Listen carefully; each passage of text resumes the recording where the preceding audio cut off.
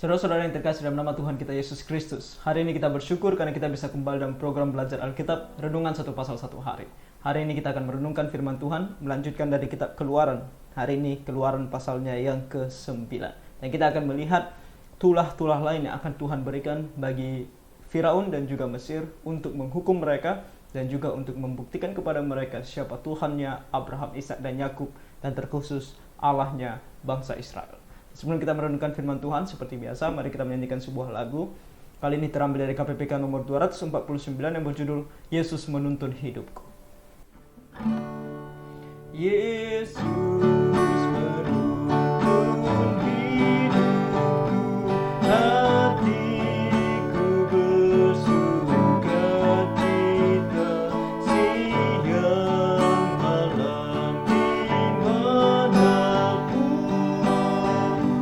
ada Yesus menuntunku, yang menuntun, yang selalu menuntunku. Dengan pasti ku mengikut, karena Dia menuntunku. Sewaktu ajalku tiba, musuh semua ku kalahkan. Maut takkan buatku takut, karena Yesus menuntunku, yang menuntun,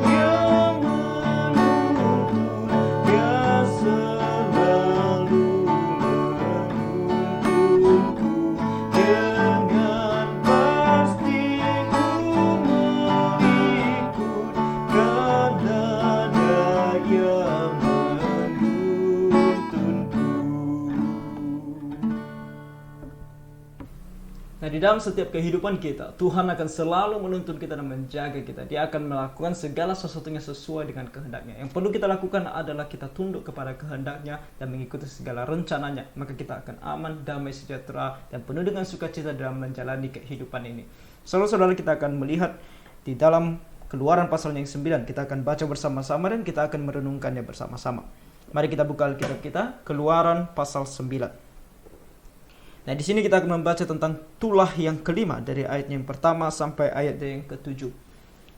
Berfirmanlah Tuhan kepada Musa, "Pergilah menghadap Firaun dan berbicaralah kepadanya. Beginilah firman Tuhan Allah orang Ibrani, biarkanlah umatku pergi, supaya mereka beribadah kepadaku. Sebab jika engkau menolak membiarkan mereka pergi dan masih menahan mereka, maka ternakmu yang ada di padang, kuda, keledai, unta, lembu sapi, dan kambing domba akan kena tulah Tuhan, yakni kena penyakit sampar yang dahsyat. Dan Tuhan akan membuat perbedaan antara ternak orang Israel dan ternak orang Mesir, sehingga tidak ada yang akan mati seekor pun dari segala ternak orang Israel." Nah, kembali Tuhan menyuruh atau memerintahkan Musa untuk pergi kepada Firaun. Dan setelah 4 tulah yang pertama, Firaun masih mengeraskan hatinya dan tidak mau membiarkan orang Israel pergi. Dan sekarang di tulah yang kelima ini, Tuhan sekarang mau menyentuh ternak mereka, segala binatang peliharaan mereka. Itu yang akan Tuhan tulahi atau Tuhan berikan penyakit yang disebut sebagai penyakit sampar, yang akan menulahi atau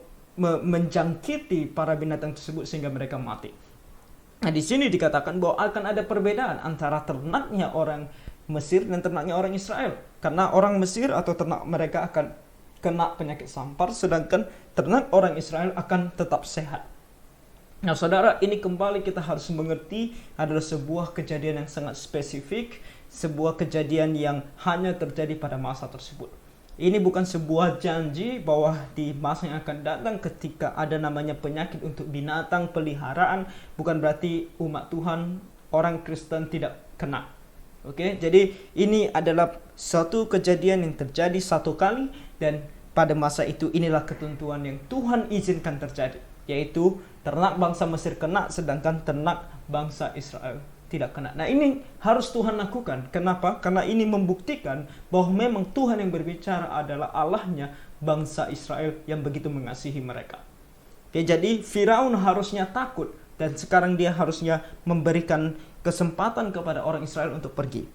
Tetapi yang terjadi ayat kelima selanjutnya, Tuhan menentukan waktunya. Firman-Nya, besoklah Tuhan akan melakukan hal itu di negeri ini. Dan Tuhan melakukan hal itu keesokan harinya. Segala ternak orang Mesir itu mati, tetapi dari ternak orang Israel tidak ada seekor pun yang mati. Lalu Firaun menyuruh orang ke sana, dan sesungguhnya lah dari ternak orang Israel tidak ada seekor pun yang mati. Tetapi Firaun tetap berkeras hati dan tidak mau membiarkan bangsa itu pergi. Dia mau membuktikan, dia mau melihat apakah ternak orang Israel mati atau tidak. Ternyata benar, tidak mati. Tetapi dengan bukti-bukti tersebut pun dia masih mengeraskan hatinya. Saudara-saudara, kita yang tidak mau percaya kepada Tuhan, terserah mau apapun buktinya, mau kita turunkan hujan es pun dari langit atau hujan api pun dari langit, kalau hati kita sendiri tidak mau percaya, maka tidak akan percaya. Oleh karena itu Tuhan selalu memberitahukan kepada kita bahwa mujizat itu dia bukan lakukan supaya orang percaya kepadanya dalam artian bertobat, percaya kepadanya, sebab terkadang mujizat itu tidak membuat orang bertobat. Di sini kita melihat Firaun melihat betapa Allahnya orang Israel begitu luar biasa hebatnya dan begitu luar biasa kuasanya, tetapi dia pun tidak mau bertobat. Oleh karena itu sesuatu yang mujizat yang orang bisa lakukan itu bukan semata-mata, atau itu bukan hal yang Tuhan mau pakai untuk membuat orang percaya kepada Tuhan. Sebab kita melihat di sini bahwa mujizat itu tidak ada esensinya untuk membuat Firaun percaya kepada Tuhan. Tentu ini adalah suatu hal yang luar biasa yang Tuhan lakukan. Tentu ini adalah suatu hal Tuhan mau menunjukkan siapa dia di hadapan Firaun. Tetapi bukan untuk keselamatan, tetapi untuk penghukuman bagi Firaun. Penghukuman bagi orang Mesir. Untuk menunjukkan betapa kerasnya hati mereka di hadapan Tuhan. Hati Firaun di hadapan Tuhan. Dan setelah tulah yang kelima, kita masuk ke dalam tulah yang keenam. Nah, tulah keenam ini menjangkiti manusia. Dikatakan di sini, berfirmanlah Tuhan kepada Musa dan Harun, ambillah jelaga dari dapur peleburan serangkup penuh, dan Musa harus menghamburkannya ke udara di depan mata Firaun. Maka jelaga itu akan menjadi debu meliputi seluruh tanah Mesir, dan akan menjadikan bara yang memecah sebagai gelembung pada manusia dan binatang di seluruh tanah Mesir. Nah, jelaga itu, kalau kita melihat sini, jelaga dari dapur peleburan. Nah, jelaga itu adalah abu bekas masak. Kalau kita masih memasak dengan kayu api, nah ada yang hitam-hitam di bawah periuk kita. Nah, itu adalah jelaga, sebuah debu hasil pembakaran yang sangat halus dan berwarna hitam. Nah, itu. Jadi diambil itu dan dilemparkan ke udara, dan kemudian itu akan mengenai setiap orang dan menjadi bara. Bara itu seperti kudis yang mengerikan, yang sampai dia seperti melepuh di kulit kita. Jadi ini sejenis penyakit kulit. Jadi katakan sini bahwa itu akan mengenai, menjadi debu meliputi seluruh tanah Mesir, dan akan menjadikan bara yang memecah sebagai gelembung pada manusia, dan bukan hanya pada manusia, dan binatang di seluruh tanah Mesir. Jadi semua makhluk hidup yang ada di Mesir kena. Di sini dikatakan, lalu mereka mengambil jelaga dari dapur peleburan dan berdiri di depan Firaun. Kemudian Musa menghamburkannya ke udara, maka terjadilah bara yang memecah sebagai gelembung pada manusia dan binatang, sehingga ahli-ahli itu tidak dapat tetap berdiri di depan Musa karena bara-bara itu. Sebab ahli-ahli itu pun juga kena bara sama seperti semua orang Mesir. Tetapi Tuhan mengeraskan hati Firaun sehingga ia tidak mendengarkan mereka, seperti yang telah difirmankan Tuhan kepada Musa. Siapakah yang bisa melawan kuasa daripada Tuhan? Para ahli jampi tadi, yang di pasal-pasal sebelumnya, di tulah pertama, tulah kedua, mereka bisa melakukan suatu hal yang luar biasa. Mereka bisa mengubah air menjadi darah, mereka bisa mengubah atau memanggil katak, mereka juga bisa membuat tongkat mereka menjadi ular. Tetapi kali ini Tuhan dengan jelas memberitahukan kepada kita bahwa mereka pun terkena penyakit ini. Mereka tidak bisa melawan kuasa Tuhan. Saudara-saudara, kuasa-kuasa di luar sana, baik itu dukun, baik itu apapun, ilmu hitam segala macam, tidak akan dapat melawan kuasa Allahnya kita. Oleh karena itu saudara-saudara, daripada pergi kepada mereka, kita pergi kepada Tuhan dan menyembah Tuhan. Karena ketika kita pergi kepada mereka dan meminta pertolongan kepada mereka, kita mengatakan bahwa kita lebih percaya kepada kuasa mereka daripada kuasa Tuhan. Dan Tuhan Allah kita lebih berkuasa dari semuanya, dan dia memiliki rencananya. Memang terkadang di dalam suatu kesulitan dan kesusahan yang kita alami, kita membutuhkan sebuah pertolongan. Pertolongan yang langsung memberikan kita solusi akan permasalahan kita. Contohnya, jikalau kita kemalingan, rumah kita dibongkar oleh maling dan kita kemalingan sehingga harta benda kita diambil. Nah, kita membutuhkan solusi yang cepat. Dan ada yang memberikan kita janji bahwa solusi yang paling cepat adalah untuk pergi ke dukun, dan dukun ini akan mencari tahu siapa pencurinya. Dan dia akan membuat kita mendapatkan pencuri tersebut, atau pencuri tersebut dengan sendirinya akan kembali kepada kita dan mengembalikan seluruh barang yang dia curi. Itu adalah solusi yang paling cepat dan menurut kita itu yang terbaik. Saudara, jangan pergi kepada dukun. Sebab walaupun itu terjadi, itu bukan berarti kehendak Tuhan. Kehendak Tuhan yang maha kuasa, yang begitu luar biasa kuasanya dan rencananya yang tidak tertandingi, terkadang mengizinkan kita mengenai masalah tersebut. Contohnya terjadi kemalingan di rumah kita, dan rencana dia, kehendak dia adalah untuk barang-barang tersebut untuk tidak kembali. Bisa saja demikian. Kalau memang itu rencana dan kehendaknya, maka kita harus menjalani rencana dan kehendaknya tersebut, tanpa kita harus pergi kepada dukun dan orang-orang yang melanggar perintah Allah dan membuat kita melanggar perintah Allah. Lalu kita berkata, lalu bagaimana dengan harta kita yang sudah dicuri? Bagaimana kita bisa hidup tanpa mereka? Saudara-saudara, Allah kita adalah Allah yang maha kuasa lebih daripada mereka. Harta-harta itu pun bisa kembali kepada kita, belum tentu kita bisa hidup. Tetapi tanpa harta tersebut, kita bisa tetap hidup bersama dengan Tuhan yang kuasanya luar biasa. Tanpa harta pun dia bisa menolong kita. Itulah Tuhan kita, Allah yang maha kuasa.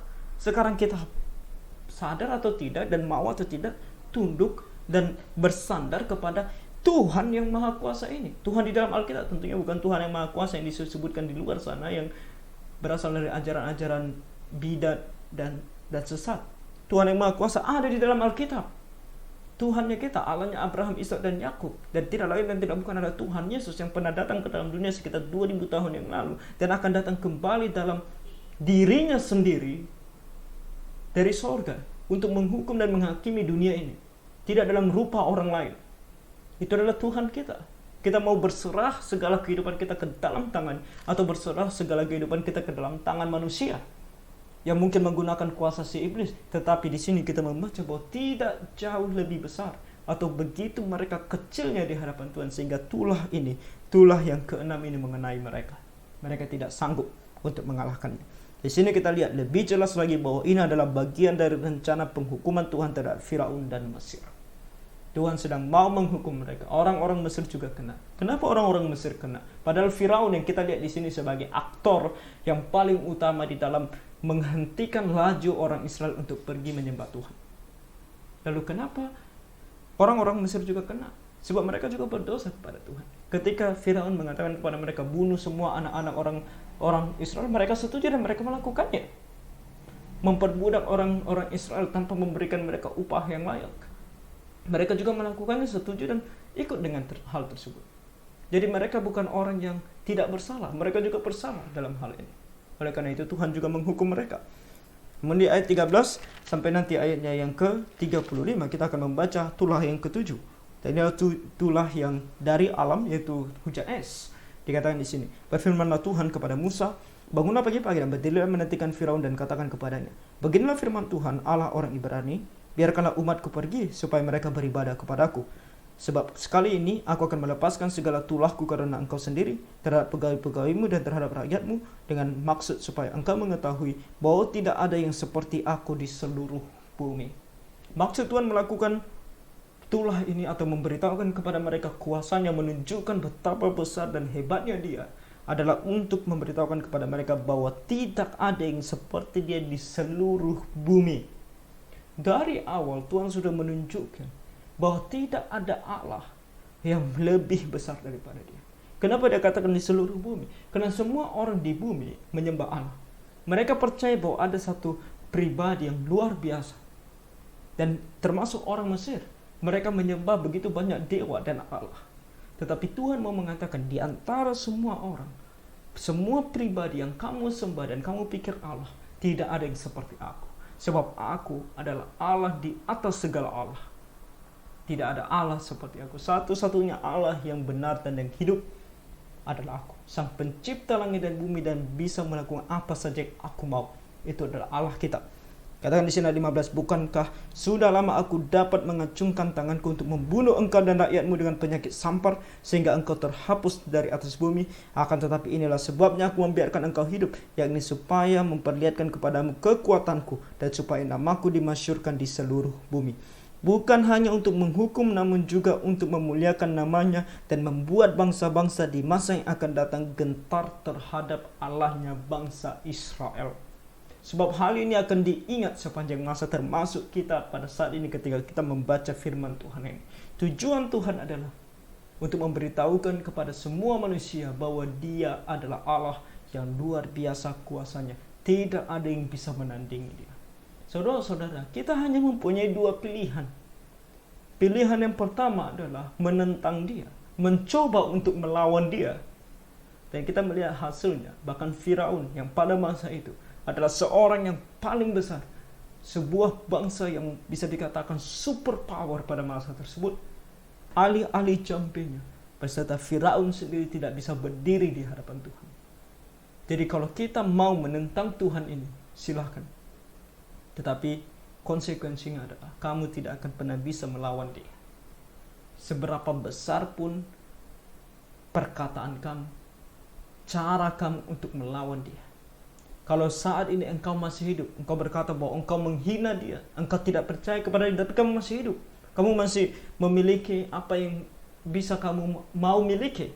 Kamu masih memiliki harta, kamu masih memiliki kesehatan, engkau masih memiliki segala sesuatu yang baik di dalam dunia ini. Jangan bersombong diri, jangan membanggakan diri. Sebab semuanya ini, Tuhan katakan bahwa Dia membiarkan engkau masih tetap hidup. Bukan untuk apa-apa, bukan untuk engkau bisa berkata sekarang bahwa engkau bisa melawan Dia, bukan. Tetapi semata-mata Dia masih memberikan kamu kesempatan untuk melihat kuasanya. Dan pada waktunya, ketika sudah selesai waktunya bagi kamu untuk hidup di dalam dunia ini, penyesalan adalah sekedar penyesalan. Tidak ada lagi yang bisa kamu lakukan ketika kamu menghadap Dia, dan Dia akan menghukum engkau oleh karena dosamu. Tapi pilihan yang kedua Dia berikan kepada kita. Kalau kita mendengarkan firman Tuhan ini adalah sebuah pilihan kedua yang Dia berikan, ditawarkan kepada kita, yaitu datang kepada Dia, tunduk kepada kehendaknya, tunduk kepada pemerintahannya, otoritasnya, percaya kepadanya, dan hidup di dalam Dia. Mengasihi Dia, menerima Dia sebagai Tuhan dan Juru Selamat pribadimu, maka engkau tidak akan dihukum olehnya, engkau akan dikasihi olehnya, sama seperti orang Israel yang begitu Dia kasihi. Saudara-saudara, pilihan kita. Di sini dikatakan di ayat 17, engkau masih selalu menghalangi umatku sehingga engkau tidak membiarkan mereka pergi. Sesungguhnya besok kira-kira waktu ini aku akan menurunkan hujan es yang sangat dahsyat seperti yang belum pernah terjadi di Mesir sejak Mesir dijadikan sampai sekarang ini. Oleh sebab itu, ternakmu dan segala yang kau punyai di padang, suruhlah dibawa ke tempat yang aman. Semua orang dan segala hewan yang ada di padang dan tidak pulang berkumpul ke rumah akan ditimpa oleh hujan es itu sehingga mati. Engkau masih mau melawan aku? Engkau masih tidak mau mengikuti perintahku? Aku akan kembali menghukum engkau, dan kali ini dengan sebuah kedahsyatan yang luar biasa, yaitu hujan es. Barang siapa yang berada di luar pada hujan itu datang, dia akan mati. Ayat 20, maka siapa di antara para pegawai Firaun yang takut kepada firman Tuhan menyuruh hamba-hambanya serta ternaknya lari ke rumah, tetapi siapa yang tidak mengindahkan firman Tuhan meninggalkan hamba-hambanya serta ternaknya di padang. Ini Tuhan berkata, kalau engkau percaya kepada perintahku, kepada firmanku, kepada perkataanku ini, engkau harus menyuruh setiap orang di dalam rumahmu untuk kembali ke rumah. Kalau kamu tidak mau percaya, silakan saja, biarkan mereka tetap ada di padang, dan lihat apa yang akan terjadi kepada mereka. Di sini dikatakan di ayat 22, berfirmanlah Tuhan kepada Musa, ulurkanlah tanganmu ke langit supaya hujan es turun di seluruh tanah Mesir, menimpa manusia dan binatang, dan menimpa tumbuh-tumbuhan di padang di tanah Mesir. Lalu Musa mengulurkan tongkatnya ke langit, maka Tuhan mengadakan guruh dan hujan es, dan api pun menyambar ke bumi, dan Tuhan menurunkan hujan es meliputi tanah Mesir, dan turunlah hujan es beserta api yang berkilat-kilat di tengah-tengah hujan es itu. Terlalu dahsyat seperti yang belum pernah terjadi di seluruh negeri orang Mesir sejak mereka menjadi suatu bangsa. Hujan es itu menimpa binasa segala sesuatu yang ada di padang di seluruh tanah Mesir, dari manusia sampai binatang. Juga segala tumbuh-tumbuhan di padang ditimpa binasa oleh hujan itu, dan segala pohon di padang ditumbangkannya. Hanya di tanah Goshen, tempat kediaman orang Israel, tidak ada hujan es. Lalu Firaun menyuruh memanggil Musa dan Harun serta berkata kepada mereka, "Aku telah berdosa sekali ini. Tuhan itu yang benar, tetapi aku dan rakyatku lah yang bersalah. Berdoalah kepada Tuhan. Guru yang sangat dahsyat dan hujan es itu sudah cukup. Maka aku akan membiarkan kamu pergi. Tidak usah kamu tinggal lebih lama lagi." Saudara-saudara, apa yang terjadi di sini? Sebuah hujan es yang luar biasa yang Tuhan tunjukkan. Nah, apa yang kita lihat di sini adalah sebuah prinsip yang kita bisa ambil tentang bagaimana Tuhan selalu berinteraksi dengan manusia tentang keselamatan. Di dalam firman Tuhan ini dituliskan kepada kita banyak hal yang akan terjadi di masa yang akan datang. Sebelum hujan es ini terjadi, Tuhan menyuruh Musa untuk memberitahukan kepada Firaun dan kepada rakyat Mesir apa yang akan terjadi, yaitu sebuah penghukuman yang akan berlangsung yang disebut sebagai hujan es. Dan Tuhan memperingatkan mereka, kamu bisa untuk tidak mati di dalam hujan es ini kalau kamu mau percaya kepada perkataanku dan kembali ke rumah. Berada di rumah sepanjang hujan es ini terjadi. Saudara-saudara, di dalam firman Tuhan kita selalu membaca juga tentang sesuatu hal yang terjadi di masa yang akan datang. Dan ini berkaitan tentang hukuman. Di dalam Alkitab kita diberitahukan kepada kita bahwa di masa yang akan datang, pada zaman akhir, ketika Tuhan Yesus datang kembali, Dia akan menghukum dunia ini. Antikristus akan datang dan memerintah dunia ini. Dan Tuhan akan datang dengan membawa seluruh pasukannya dari sorga. Dan akan memusnahkan setiap bangsa yang melawan dia dengan pedang yang keluar dari mulutnya. Itu dikatakan oleh firman Tuhan dalam kitab Wahyu. Kita membaca hal tersebut. Tetapi sebelum itu terjadi, sudah diberitahukan kepada kita. Sejak abad pertama, ketika Rasul Yohanes menuliskan hal itu, setiap orang Kristen di sepanjang jam diberitahukan akan hal ini. Yaitu adanya penghukuman ini. Bagi orang yang mati sebelum kematian atau kehancuran ini terjadi. Kalau mereka percaya kepada Tuhan, mereka ke surga. Tapi kalau tidak percaya kepada Tuhan, mereka akan langsung ke neraka. Dan kalau mereka masih hidup pada masa penghukuman tersebut, pada masa Tuhan menghancurkan langit dan bumi ini, mereka yang tidak percaya kepada Tuhan akan ikut dihukum, mereka yang percaya kepada Tuhan akan diselamatkan. Itu Tuhan beritahukan kepada kita. Oleh karena itu, baiklah kita berhikmat dan bijaksana. Kita melihat di sini sebuah hal yang sudah terjadi di masa yang lalu. Mari kita belajar dari sebuah sejarah. Kita mau belajar dari sejarah atau kita mau sejarah itu terulang di dalam kehidupan kita. Kembali saudara, seberapa keras pun kita mencoba untuk melawan Tuhannya, Allahnya Abraham, Ishak dan Yakub, dan tidak lain dan tidak bukan adalah Tuhan Yesus sendiri, kita tidak akan pernah bisa melawan Dia. Firaun mencobanya. Bangsa Mesir mencoba melakukan hal tersebut. Mereka melawan Tuhan dan berpikir bahwa mereka bisa melawan Tuhan. Dan apa yang terjadi dengan mereka? Kehancuran itu yang mereka dapatkan. Tetapi ini masih kehancuran di dalam dunia. Nanti kita akan melihat Tuhan akan bahkan membunuh Firaun beserta segala pasukannya di dalam air laut Teberau. Dan setelah itu tentunya kematian kekal di dalam api neraka. Sudah terjadi sebagai pembelajaran bagi kita. Apakah kita mau belajar sehingga tidak terjadi dan tidak terulang di dalam hidup kita? Tetapi yang terulang, kita bisa seperti orang-orang ada di Goshen, yaitu bangsa Israel yang percaya kepada Tuhan dan dilindungi oleh Tuhan dari sebuah hukuman yang besar ini. Saudara-saudara, kembali ini bukan sebuah hal yang bisa terulang di masa ini. Bukan berarti saat ini ketika pandemik Anda orang Kristen terjaga oleh pandemi ini. Tidak, kembali ini adalah sebuah hal yang terjadi satu kali. Tetapi prinsip tentang bagaimana Tuhan akan menghukum sama. Bagi kita juga sama. Mari kita memilih jalan yang paling baik, yaitu percaya kepada Tuhan Yesus dengan segenap hati dan pikiran kita. Maka ketika penghukuman itu terjadi, baik itu kalau sebelum yang namanya penghancuran langit dan bumi ini, kita mati, kita meninggalkan dunia ini, kita tidak ke neraka, tetapi kita ke surga. Atau ketika kita masih hidup, Tuhan Yesus datang kembali, kita diselamatkan, kita dilindungi. Itulah yang bisa kita dapatkan kalau kita hanya mau menundukkan diri kita kepada Tuhan dan percaya kepada-Nya. Saudara-saudara, di sini dikatakan di ayat tadi yang kita baca bahwa Firaun menyerah Dan dia berkata, aku akan melepaskan engkau. Berdoalah kepada Tuhan. Tetapi kembali di sini kita lihat, ini adalah sebuah kemunafikan daripada dia. Dia hanya mau terlepas dari kesengsaraan ini, kesengsaraan yang sementara ini.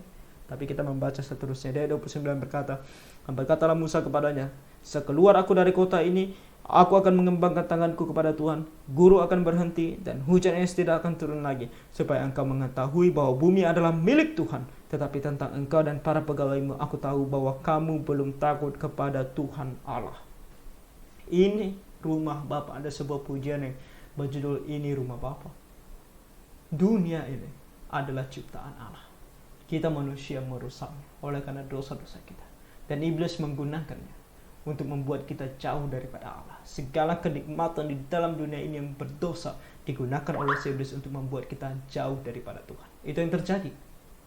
Tetapi dunia ini, bumi ini sebenarnya adalah milik Allah karena dia sang pencipta dan dia bisa melakukan apa saja yang dia mau di langit dan bumi ini.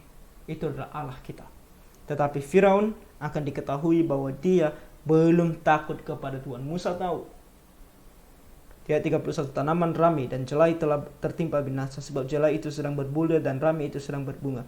Tetapi gandum dan sekoi tidak tertimpa binasa, sebab belum lagi musimnya. Lalu keluarlah Musa dari kota itu meninggalkan Firaun, dikembangkannya tangannya kepada Tuhan, maka berhentilah guru dan hujan es, dan hujan tidak tercurah lagi ke bumi. Tapi ketika Firaun melihat bahwa hujan es dan guru telah berhenti, maka teruslah ia berbuat dosa.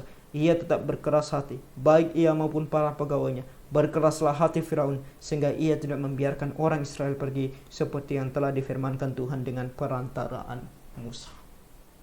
Kita mungkin bertanya, Firaun, engkau tidak bisa melihat, ini sudah tulah yang ketujuh, hujan es.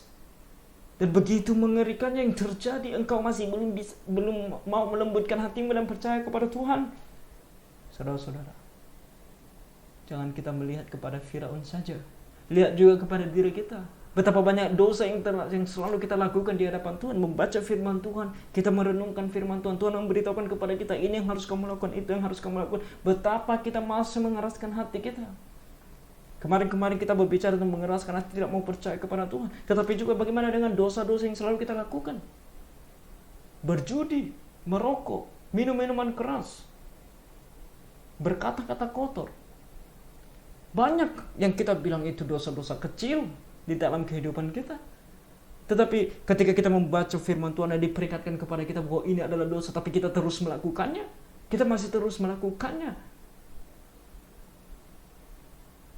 Setelah tulah ketujuh, Firaun masih mengeraskan hatinya.